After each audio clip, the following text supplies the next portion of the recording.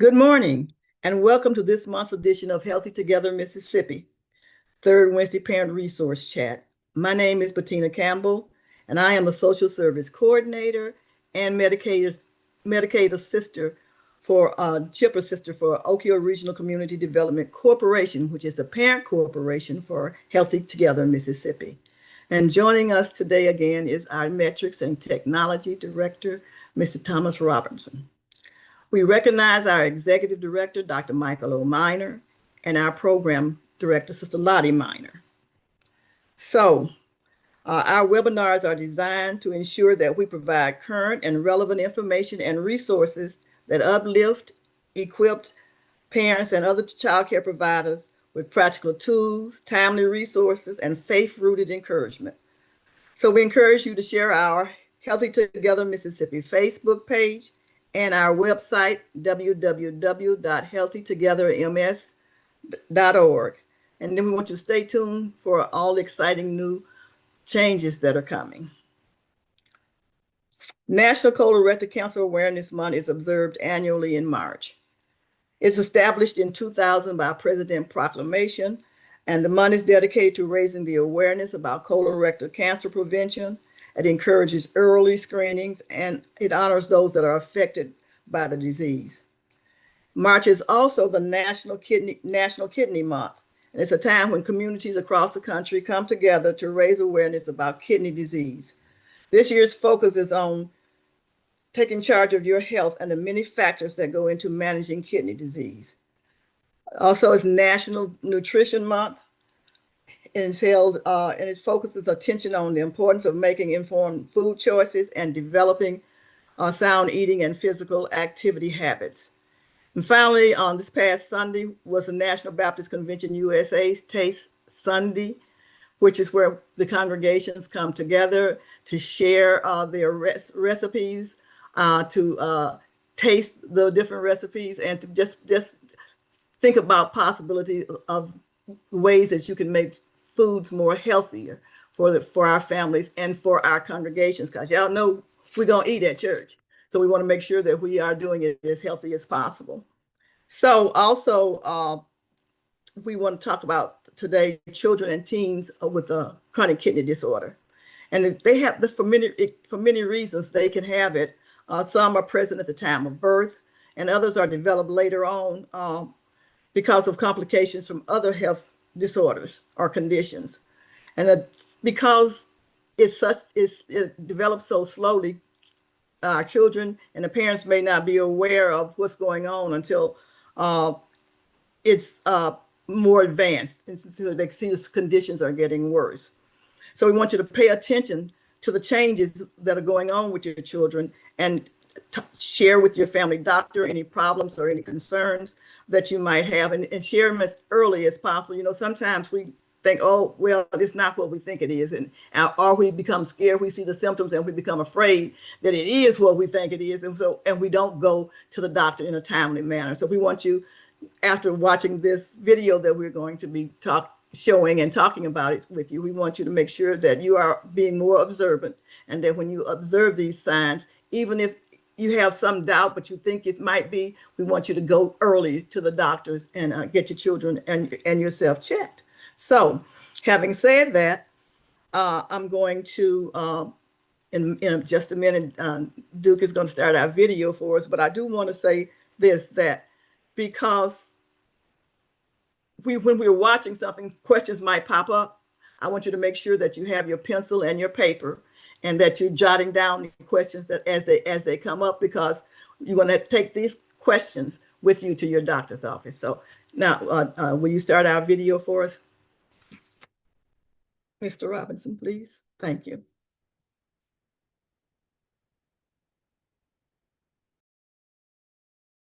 Hello everyone, I'm Dr. Akhila Vasant, Consultant Pediatric Nephrologist at Majumdar Shaw Medical Center. And on the occasion of World Kidney Day, I'm here to talk about chronic kidney disease in children. So what does chronic kidney disease mean? It actually means gradual loss of kidney function. And unfortunately, even with treatment, it does not go away, which means it's a lifelong condition, and it is described in 5 different stages. And eventually, over a period of time, the kidney function declines and it ends in something called as end-stage renal disease, which means to say some blood filtering treatments like dialysis is required, or we require a kidney transplant.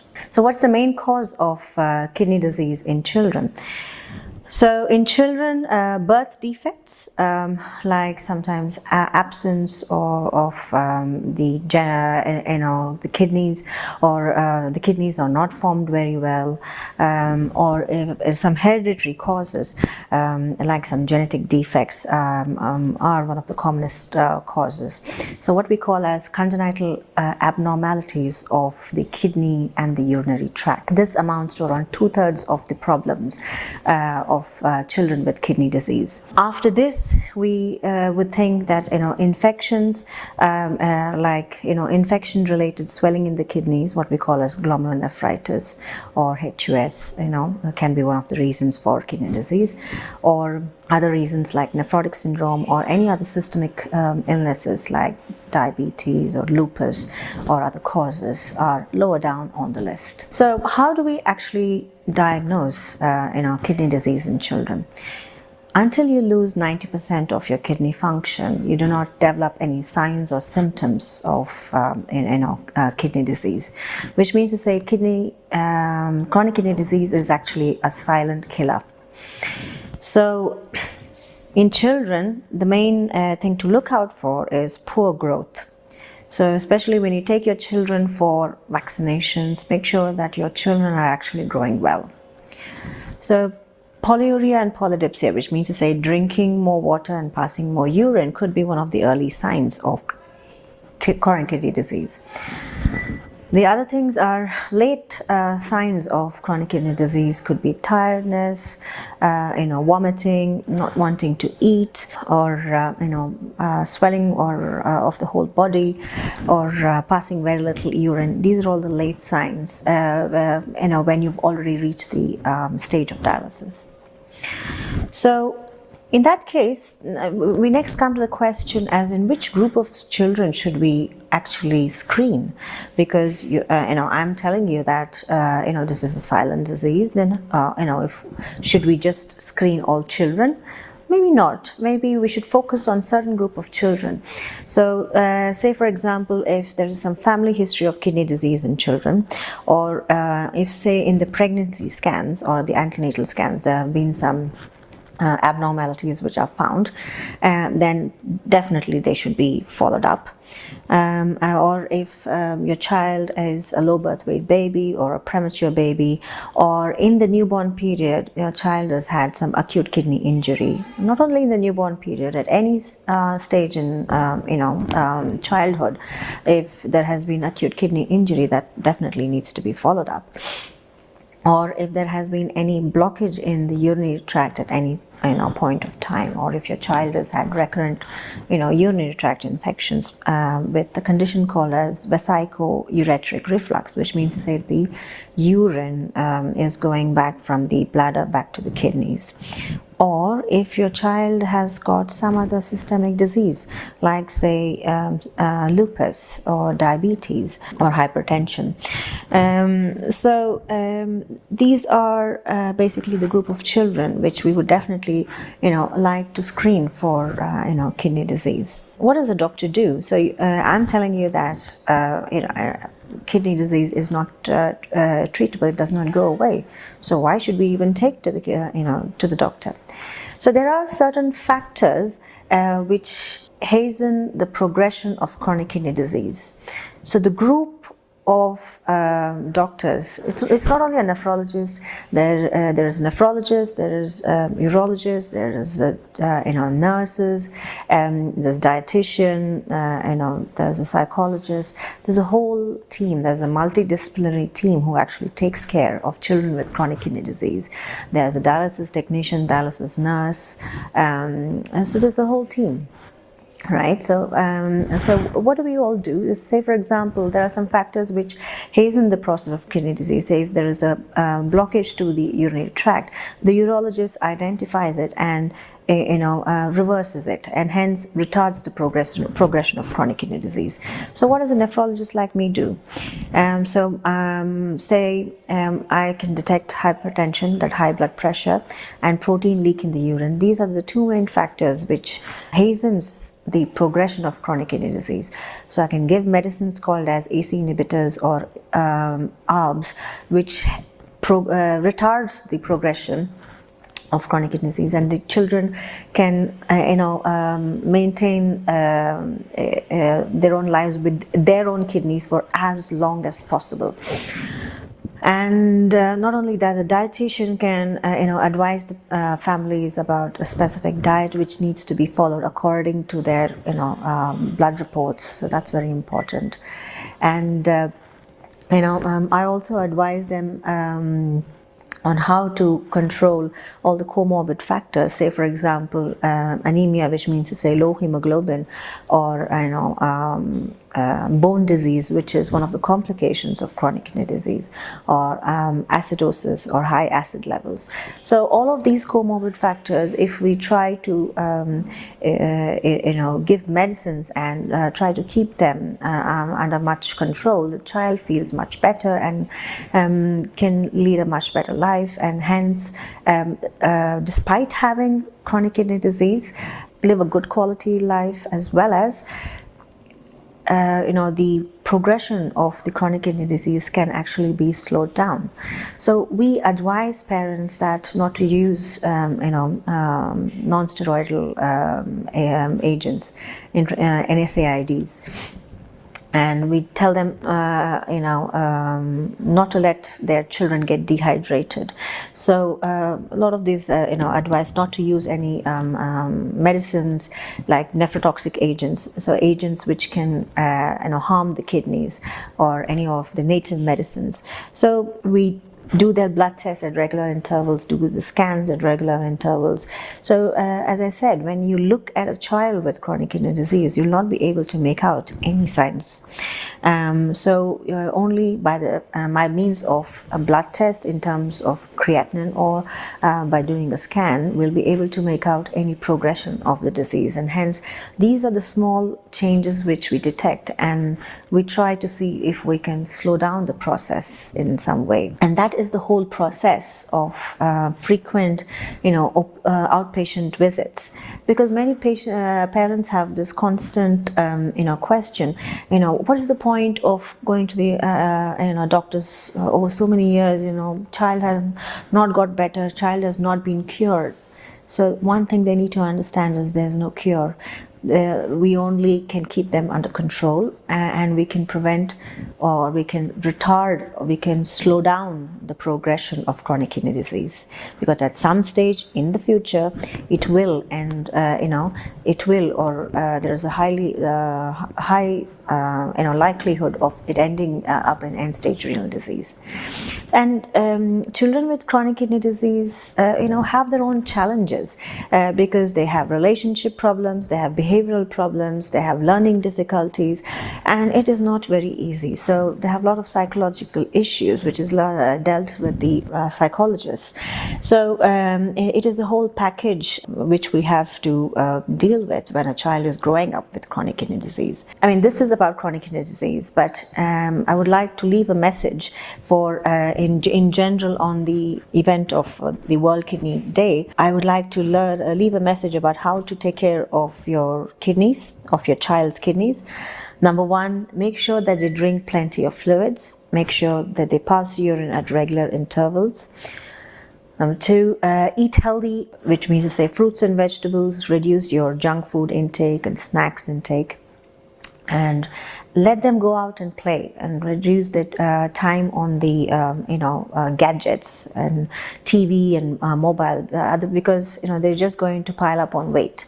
So they definitely need to reduce their weight. So that can happen only with exercise, when they go out and play. So that's very important. And when they fall ill, try not to use medicines like Brufen or Meftal, and try to give them just simple, paracetamol, and do not, self-medicate, or just don't give them medicines without any knowledge. Always consult your doctor.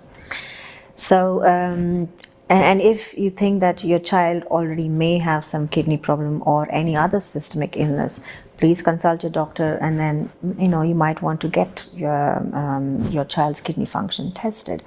So these are the things which I would advise, simple things to protect your child's kidney health. Thank you.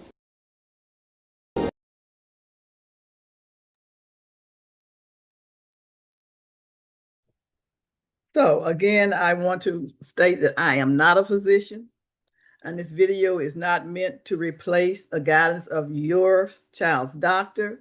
So if you have any questions today that were raised during this video, I hope that you did write them down so that you can make sure that you are sharing any possible signs or symptoms that may your child, or for that matter, you may be displaying, that a doctor can observe and test and answer those questions for you.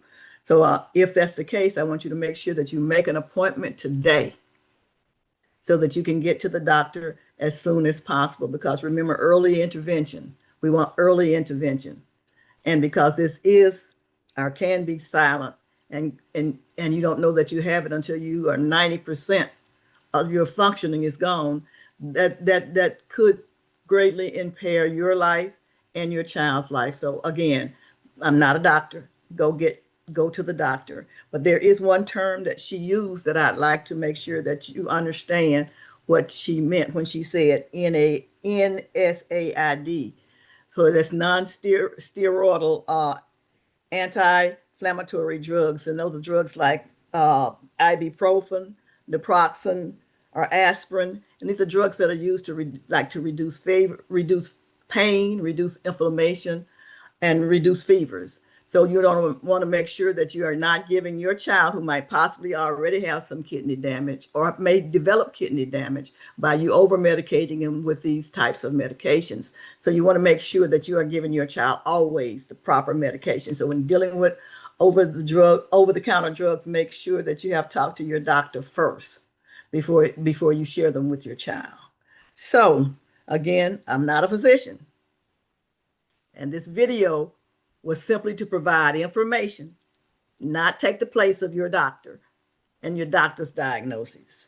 So every year on March 10th and throughout the month of March, local, state, federal, and national organizations come together to shed light on the impact of HIV and AIDS on women and girls, and to show their support for those at risk of living with HIV. So this year is the 20th year that we've actually had this observance going on. And here at the Hill Hernando and Mid-South churches, we have had for the last 8 years a Women and Girls Health Awareness Conference in honor of Women and Girls HIV/AIDS Awareness Day. And so we wanted to make sure that you are aware, because again, this is another area that you need to be very proactive with in making sure that you and your children are safe and healthy. So today we are going to have with us Mrs. Erica Harris. She's the executive coach and founder of Purposeful Seed. And she states that a purposeful seed helps high achieving women align who they are with how they lead in work, life, and legacy. She specializes in guiding clients through burnout transitions and purpose pivots so that they can lead with clarity, confidence, and joy. Her mission is simple, she says, is to help you come home to yourself and rise brilliantly.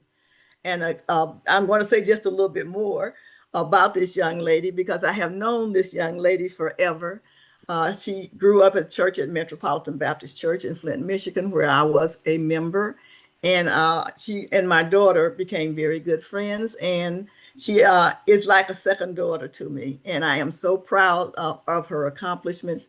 And I know that she is going to share a lot with us today. And welcome, welcome, welcome, Erica. Oh, thank you so much. I'm gonna really try hard to call you Miss Bettina and not Mama Tina, because I consider you for as long as I can imagine, another mother to me. So thank you so much for having me, for the warm introduction, and for those of you who are here. I don't take it for granted when people show, the interest in learning something or being present. So thank you so much for your presence. And today I'm going to share my screen in just a second. I wonder if I could get a sense. Can we use the chat? I'm curious because I don't want to begin using it if that's not okay. But I'm wondering if possible, if we can use the chat. If somebody could let me know that, because that'll have a Yeah, impact on how. yes. Yes, we can. Okay, awesome. Thank you. All right. So we are talking today. I just appreciate the opportunity on something that, frankly, we all need to work on, I think. And that is focusing on me first. Now, I'm a person of faith, like I'm sure many of you are. What I'm going to say is when I say me first, I do not mean in front of God. I just want to clarify that. But oftentimes, those of us who are servants, who are leaders, who are doing so much for so many other people, we can find ourselves kind of ignoring ourselves, right? And I'm here to make the claim that prioritizing oneself means that everybody wins, including you. So that is really going to be our theme today. And so by using the chat, as we get ready to move forward, I'm wondering if people could give me an answer to this question. I'm curious to know where you get your energy, right? And there are no wrong answers here. Just be honest with yourself. Where do you get your energy? Some of us, I know if you are a person of faith, I know I get mine in prayer and meditation. That always gives me life, and peace. I'm wondering in the chat if someone could tell me where you get your energy. Okay, as Bettina said, helping others, sleep and food. Yes, rest is so, so important. And food, we just learned something about healthy foods, right? For kind of feeding our bodies, but I absolutely get energy from food, like actually physiologically. Some of us may get our energy from exercising, maybe from being around people. That probably very much depends on you and your personality. But I just think it's important that we start with that question, because wherever you get your energy, that's what you should be thinking about when you think about self-care. Some of us think about self-care as like, spa dates. And I see this point about solitude. I love that. Sometimes we get energy out of being out by ourselves, right? I see being outside, working in your grass, on your grass or your lawn, prayer and being around others. Like there's so many ways, but I want you to really think about, where do I get fulfilled? Because when I think about self-care, I think of more than just manicures, pedicures, or going out with my friends. Like it's about wherever I get my energy to pour in something that allows me space to pour out. That's really what we're talking about when I say self-care. So today's intention is really to create a safe space for people to consider the idea that putting yourself first is an unselfish act. Oftentimes, sometimes we can feel guilty when we say, I'm going to do something for me, or in the wisdom that I imagine is in this room, that may not be as much of an issue, but maybe we have had seasons. I know I have 3 children. I often feel like everything they need is first, and what my husband needs, and then at the end of the day, I'm like, maybe I'll do something for myself. Maybe I'm working on this too, you all. So I want us to think about this idea that putting yourself first is not selfish at all. That it in fact is a calling that we need to do. And let's just talk for a minute about why. Okay. All right. So I came up with this. I'm sorry, I skipped through that. This affirmation. And I wrote it, I believe I was writing it specifically because God was really working on me, kind of working on me, right? And so in doing so, I came up with this affirmation called the Me First affirmation. It's something that for a while I was saying to myself almost every day when I got up. I needed to remind myself that it was okay to put myself first. So I'm just going to read it. And here's what I want you to do in the chat. If you see something or hear something that resonates with you, I want you to put that word or that phrase or whatever in the chat. I want to know what piece of this resonates with you. I also want to know if something you go is like, I'm not sure. I want to know what makes you uncomfortable too, because I'm guessing that that's the work that needs to be worked on.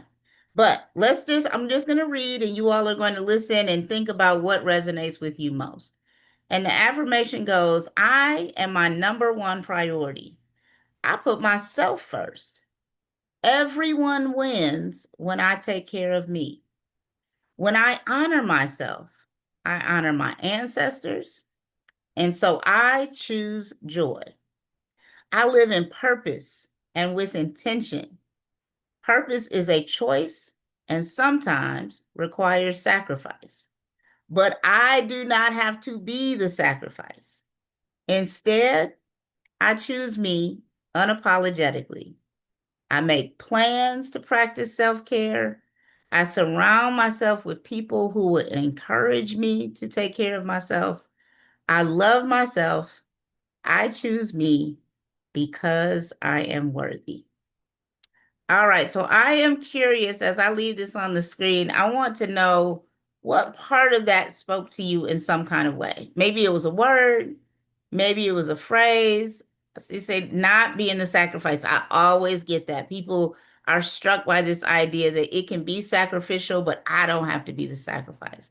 That everyone wins when you take care of yourself unapologetically, right? You don't have to apologize for saying, you know what, I need a nap. Or you know what, I need to read a book. I'm good. You all go out and go have a good time. Whatever it is, you don't have to apologize. Everyone wins when you take care of you. It's so important. And sometimes that gets lost in the day-to-day doing. What I'm focusing on here, and I think where God gave this to me, is I want you to focus on who you are, not just what you do. Your being. We are human beings, not human doers. So let's work on who we are. And that has everything to do with taking care of ourselves. So why should we care about ourselves first? Well, a couple of reasons. I've got 4 reasons here. The first is because you matter, right? That last line I think is so important for anybody who have ever struggled with their worthiness. You matter. I like to tell the young people that I work with when I do this kind of work that they matter because they, in the whole creation of humanity, there is one you, one DNA strand that is you, one story that is you, whatever your name is. And so you matter because if we take that part out, the whole DNA of humanity changes. So God created us because we matter. And I think it's just so important that we remind ourselves that we're worthy. The second thing reason why it's important for us to keep ourselves first is because we have to be full. Now, you notice on the screen, there's an empty cup. And what is the phrase that we typically hear all the time when we think about self-care? People say, you can't pour from an empty cup. Well, it's true. You can't. It's an impossibility. Just like this cup, if I said, give me some of your coffee, there's nothing to give. So it's so important that you stay full. I heard Iyanla Vanzant say, and I never forgot it, it is important for you to pour from your overflow. When you are pouring out, when you are giving, when you are sacrificing for others or serving or doing whatever it is that you might do, working, whatever, pour from your overflow. That means you have to stay full. And the question about self-care is, what do I need to do to keep myself full so that I can pour from an overflowing place? The 2 other reasons about why you first is because certainly it is a prerequisite to being able to serve and lead others, right? In order to love others, you have to know I'm worthy of it, right? I cannot serve someone and believe that they're worthy of love if I don't believe I am. Have you ever heard the phrase, hurt people hurt people? So if we are serving ourselves, if we are wounded or if we are tired or whatever it might is, it's going to surface as we try to love other people. So it's so important that we take care of ourselves. And then finally, it's important because everybody wins. When I take care of me, everybody wins. I think about this relative to my kids.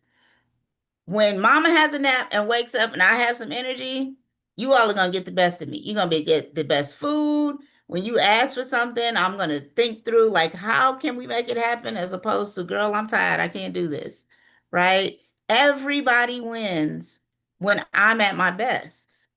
So it's not actually selfish. I might say it's a mandate that you keep yourself well so that you can serve others if that's what you choose to do, or this so that you can just continue to serve yourself because you are worthy of that as well. All right. So it's just really important that we remember that we are worthy of it, that we matter, that we have to stay full, that we have to love ourselves so that we can love others, and remember that it's a win-win for everybody when we do. All right. So here's the question. I'm going to ask this. I'm going to read this in a second, but tell me, why is it so hard sometimes to take care of yourself? I'm going to let you all think about this one for a second. Why is it so hard? Because sometimes I think we know things intellectually, but we don't necessarily do them. Why is it so hard to take care of yourself first?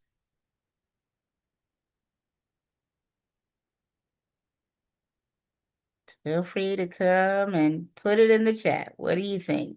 Why is it so hard?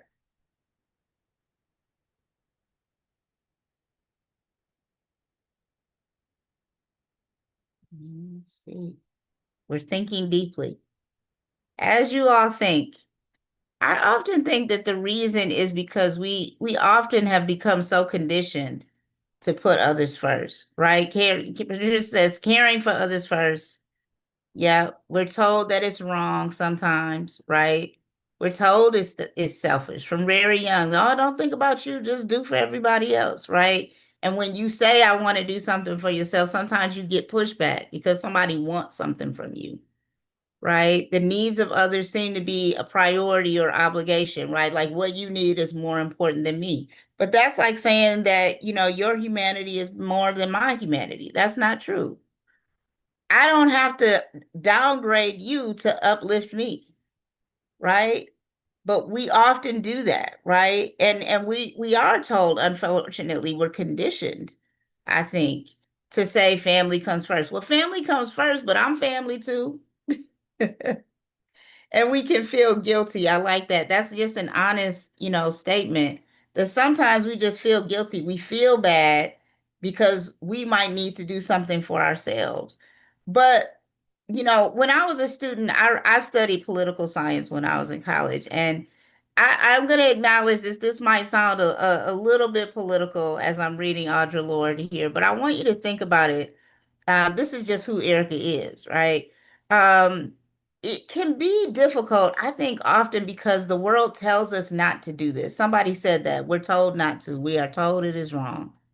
It is an absolute counter narrative. It's counter to what we are told to take care of ourselves, especially, I'm going to say, especially sometimes for minorities, for women of color, for, people who have been in a minority group. We have been told, no, everybody else first.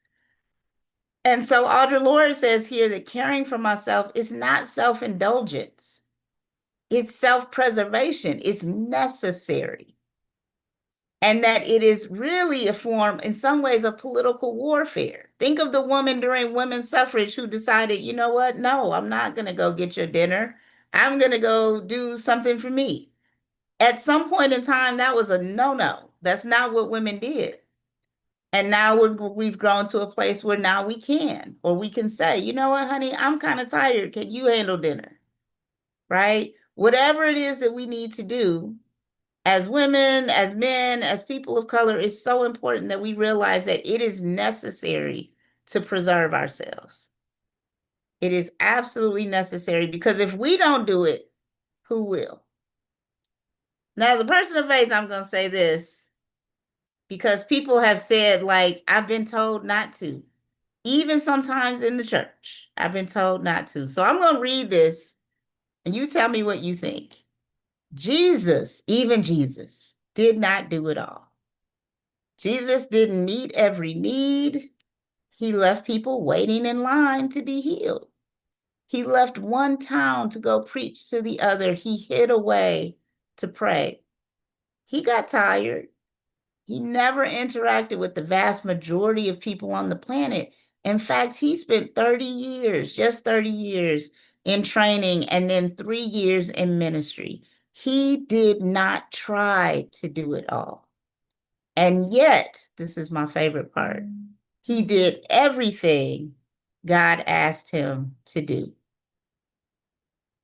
That was from a book by Kevin DeYoung called Crazy Busy, and this idea of not trying to pick up everything. I want to know, I see a wow. I thank you for that. I see the wow, but I want you to think about what that means. While we're always trying to do everything, Jesus himself said, go sit down somewhere. And he modeled that for us. I'm pausing because I want you to think about what that means for your own life. If Jesus modeled for us, you don't have to do it all. Then why are we? He had 12 disciples to do some of this work, right? It wasn't just him. He taught people what he was trying to share with the world so that they could go over and be, right?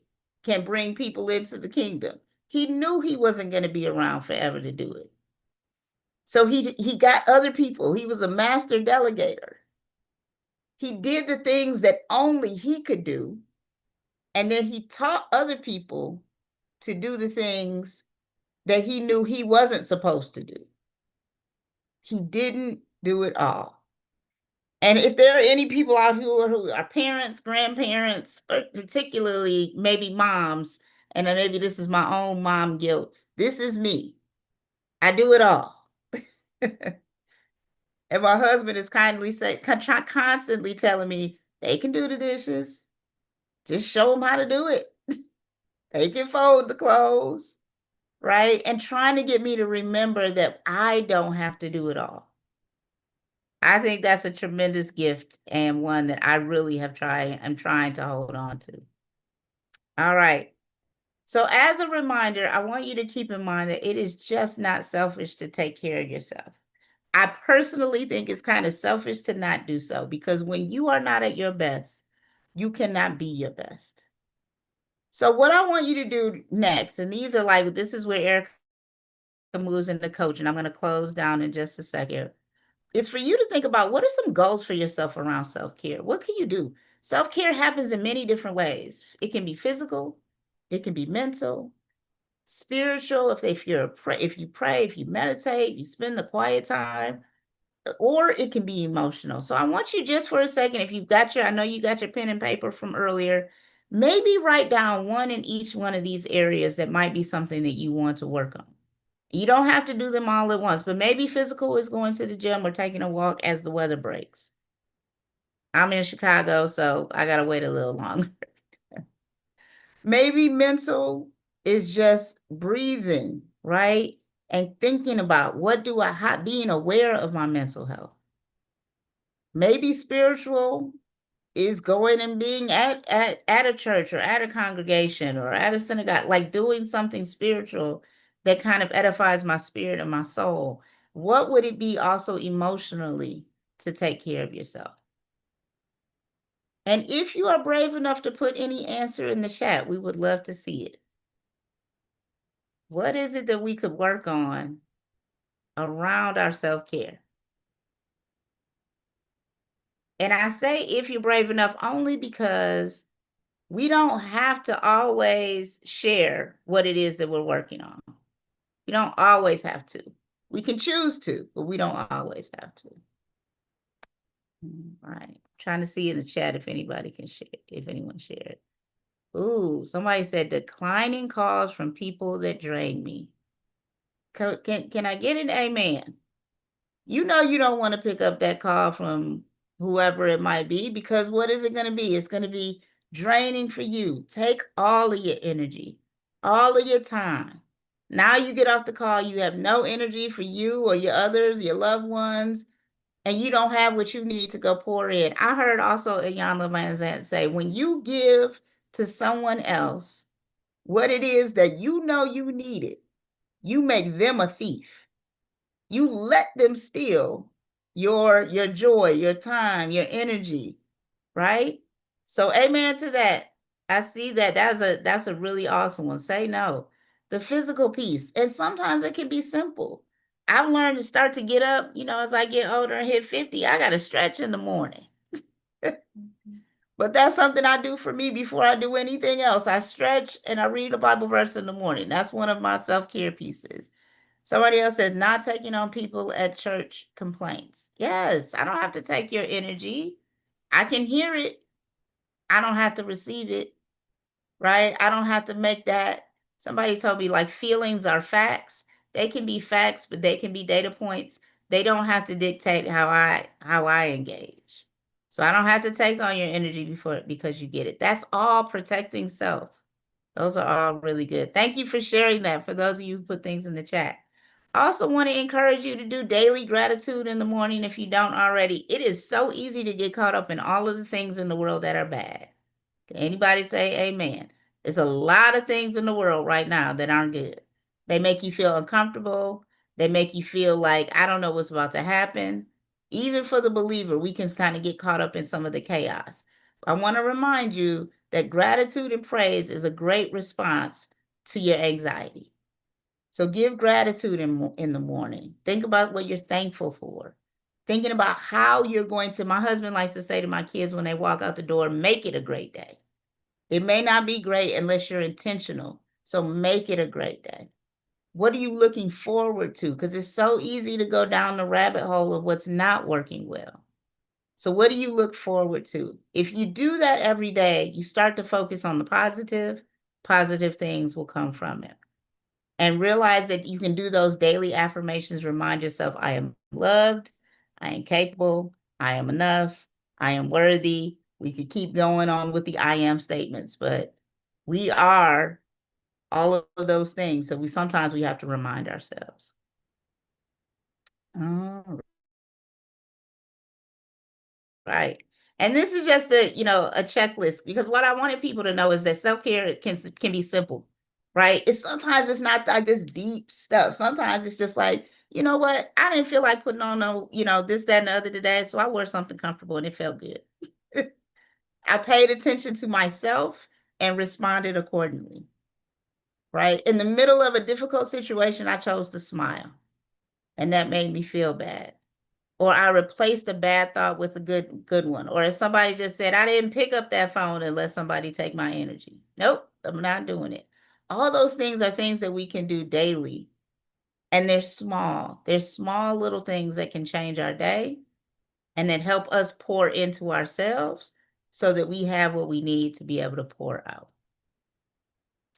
So with that, I'm sorry. These were, I was going to have some self-care. You already gave me some self-care ideas to cure a bad day, whatever those might be, maybe physical, mental, spiritual, emotional. Again, think about what those things are. And I actually have a special gift to give to anyone who is interested. But first, I want to ask you, before we get off here, what are you going to commit to? How are you going to put yourself first? Just one thing in the chat, or even just think it. I'm going to do X to put myself first. I'm going to do X to put myself first. And I'm thinking, just be real intentional about that is so that you can actually accomplish it. Don't make it so big that it's like, oh, I'm never going to go to the gym 5 times a week. Say 1 time a week if you haven't been started, right? Whatever it might be, think about what you're going to do to put yourself in the forefront. All right, so I have a special gift that I'm going to put in the chat for anybody who might be interested in actually writing these things down, putting it in a journal. I have an electronic journal that anyone who wants it can get. I'm going to come off of share. Miss Bettina is going to ask me some questions, but I'm going to put something in the chat for a quick second, just as my gift to anyone who is out there today. I thank you for listening.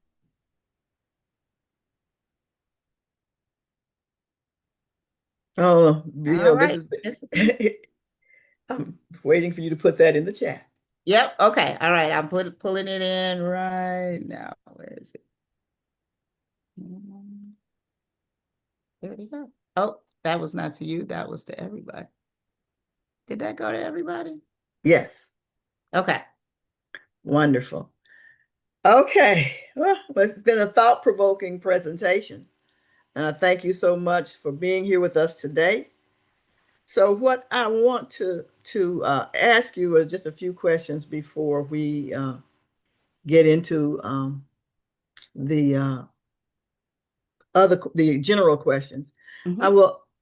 So I wanted to know, first of all, from your perspective, Erica, why do we often treat our professional output as more precious than our physical and mental health or well-being? Yeah, it's such a good question. I think we are way more into in a capitalistic kind of society that is really functions based on productivity. It's always about what we produce, what we do, right? What we put out into the world, that's what matters. If you do more, you're seen as bigger, better, whatever. Um, and so that doesn't have us focused as much on the pouring in, right? And so I think what we have to do is see it as productive to pour into ourselves. You have to see it in a different way. It actually does produce something when I do something for myself. It produces joy. It produces, vitality and energy and positive outlook. That means something, right? It's not necessarily the tangible thing. It's not the product. It's not, but the things that you can feel, like often the professional outcomes, those are things people can touch. The things that are intangible are often harder for us to kind of focus on. And I think people don't they internalize, but they don't necessarily tell people, this is what I'm doing. This is how I'm taking care of myself. It's a very private experience because they may be concerned about how people will receive that. Right. So, but I think if everyone wins when I pour into myself, it's okay for me to do so and to be more public about it. So you kind of answered my next question a little. I want to just expound on is how do we change that paradigm? It's Mm-hmm. so easy to say what we don't, but how can we change that paradigm? Yeah.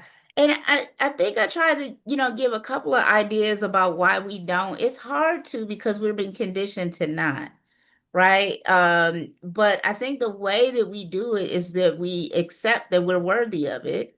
And then, we surround ourselves with people who are going to encourage us in it, right? So don't call the friend that you know is going to be Debbie Downer when you're having a moment. Call the one who's going to lift you up, right? And lean into people who do see it as important. I like to call my friends who are better at self-care when I'm not, because they will call me out. And they will say like, "Hey, Erica, what are you doing for yourself?" Or they'll say, "How are you?" And I'll tell them about the kids, and they're like, That's not what I asked you. I asked how you were doing." Right. So that's the friend that I know that I need to call more often and check in with and surround myself with. So surrounding yourself with people who are going to be supportive of it, and then just being really, really intentional about it. This is why you write it down. Write the vision, make it plain. Like I believe that when we write it, it means something. It means it's real in the earth. And so we have to, write it down and intentionally say, well, these are my goals, and check in on them, to say, if I say I'm going to go to the gym, did I do that this week? If not, I'm not going to beat myself up or be judgmental. What am I going to do differently next week? Right. So the intention, which is why I created the journal, is for people to really write it down so they can hold themselves accountable. And then if you surround yourself with people who are going to say, "Hey, what about that journal? How are you doing with that?" Then you have another level of accountability that also works. It sounds like what you're saying too is that it's something that you have to do continually. Mm-hmm. You said be intentional about it because sometimes we have the intentions of doing something Right. and we get started and then life gets in the way and we forget about it and next thing you know we're doing that same old thing. So when we slip up, intentionally pull ourselves back to making sure that we are putting ourselves first and we are getting the rest that we deserve, because we do a lot of times we are engaged in activities or events or something where we do a lot of positive affirmations, but once we walk out the door we forget that affirmation, It all and goes so out the same it's way with it Bible verses. yes. We know it, we can say it, but there's a difference between knowing it and being it. So you have to not only know it but then you have to believe it, and then you have to actually actualize it. And Wonderful. that full loop is what allows you, and you got to do it every day, and that's what makes it hard. But if you fall off, what I have learned is fall off and just get back up, right? Fall down and get back up. Like, you know, there's no judgment. Perfection is not the goal. Consistency is the goal. So don't let a day or two or a week or a month even kind of say, okay, I can get back to it because I know I'm better when I do so. Wonderful. So now my final question is, earlier I mentioned March 10th being National Women and Girls HIV/AIDS Awareness Day. Mm-hmm. Can you explain a bit how #MeFirst relates? Yeah. So I heard you say earlier, when we were talking about HIV, but also about the kidney failure and things like that, people are fearful of the knowing. And I will say in my own personal experience, I'm a breast cancer survivor.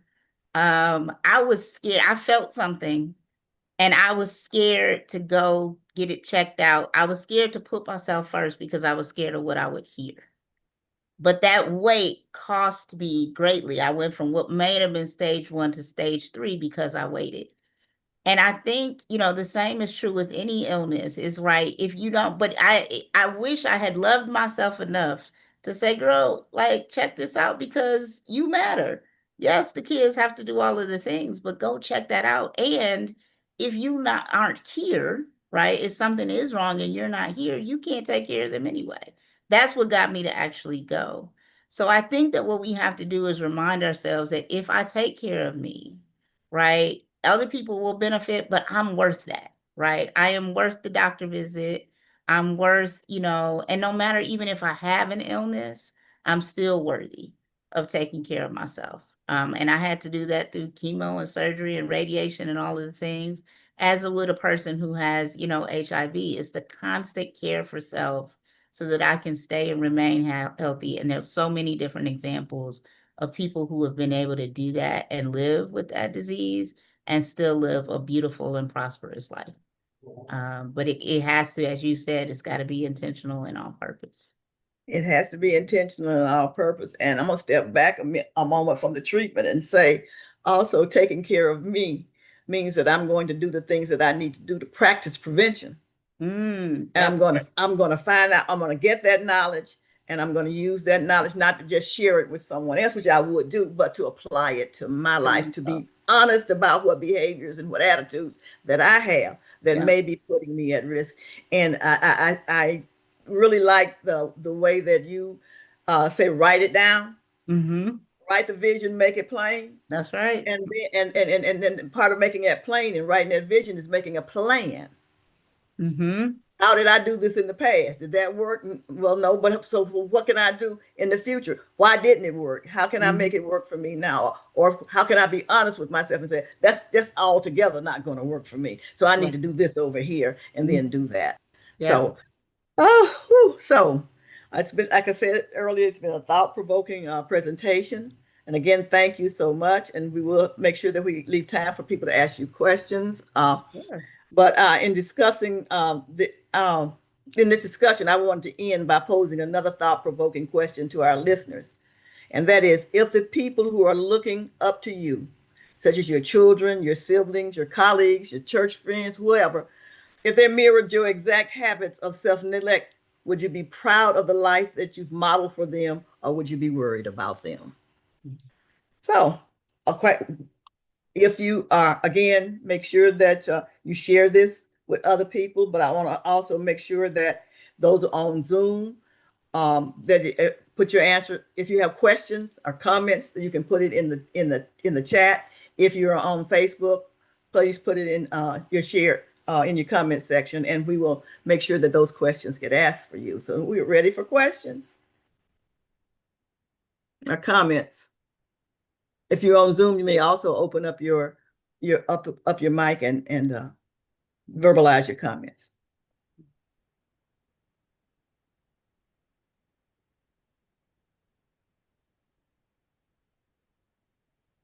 Sis Bettina?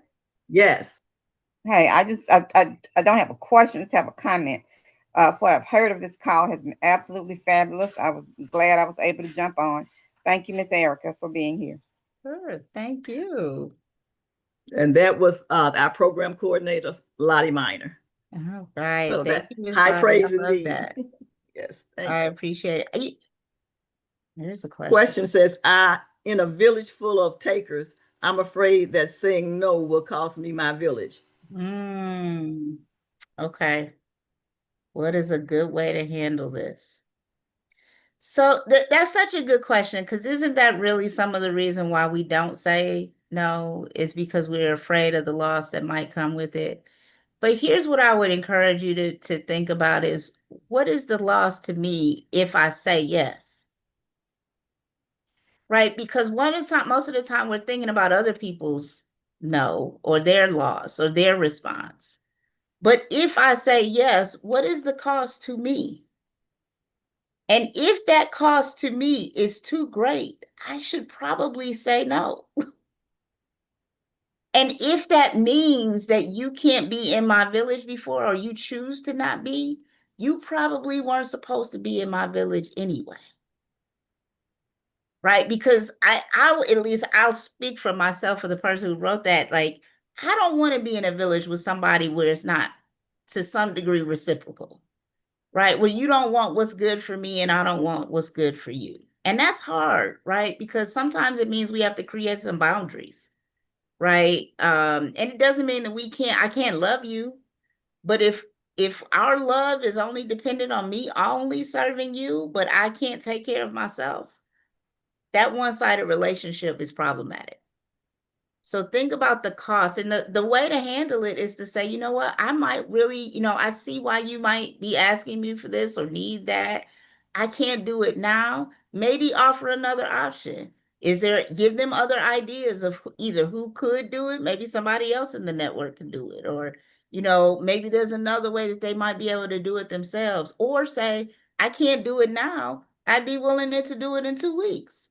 Right? Because sometimes it's like in this season right now, I'm tired. So I have to say no. Maybe there's a way to do it later, but don't give up what is necessary for you. Again, when you give away to someone what it is that you need, you make them a thief.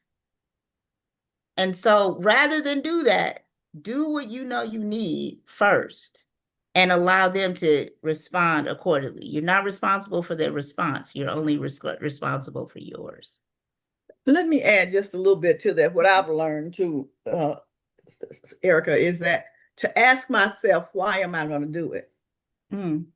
And if I'm doing it simply because I'm trying to show you that that's the way that I want to be treated, forget it, because it's not going to work. They will stay, your village will stay there as long as you are doing, because that's what the whole thing is. You're giving up yourself for them. And as long as you're doing that, they're going to be happy with that. But if you're doing it because then so you shouldn't do it for that reason. Mm-hmm. But if you're doing it because it's something that you truly want to do, then do it. But explain to them that you're doing it. I'm doing it this time because I want to do it and I have time to do it. Next time I might not want to do it, or I might not have time. Mm-hmm. And as Erica said, if it's not a reciprocal relationship, then maybe you need to ask yourself, what are you truly getting out of that relationship that allows you to stay in it? Mm-hmm. And then begin to change those things. Mm-hmm. Okay. That's a really good question. So it was, and I'm looking at, and there are a lot of good comments too. So I'm looking at the time too, and unfortunately, because we are coming up on the 12 o'clock, and we want to give people, be respectful of people's time, I'm going to again, thank you for being here with us. And I want to remind everybody that self-care is important because it directly affects how our body handles stress, how our immune system functions well, and how effectively we show up for other people. So can't show up for everybody else if I'm not showing up first for myself, as Erica has said. So some friendly reminders. Ask Mary and Pat Zoom webinar will be 6 p.m. Monday, March 30th. Let's Let's Talk Real Estate with Area Mays. Maybe I said 11 a.m. I have Thursday, March 25th. If that's not correct, do please put in the chat when it is. And then finally, I wanted to let you know that next third Wednesday Parent Resource Chat webinar will be held on Wednesday, April the 15th, and in support of April's Health Observances and Minority Health Month, we're going to focus on autism awareness. Also, I want to make you please to join us and encourage your family and friends to join us, because we'll be sharing some wonderful information and resources, and knowledge and resources is what we all need in order to live a better life. And so you may learn more about us at our website, www.healthytogethermississippi.org. And once again, we acknowledge our Executive Director, Dr. Michael O. Minor, and our Program Director, Lottie Minor. This has been a production of Oak Hill Regional Community Development Corporation, empowering parents and strengthening families in the Mid-South region and throughout the state of Mississippi. For those of you who are on Facebook or YouTube, I want to wish you a happy day, and you continue to have a blessed day. And thank you so very much for joining us. For those of you who are on Zoom, we ask you to stay around for a few minutes. And if you have other questions or more questions or comments for Sister Harris, you may make them at that time. And have a blessed day.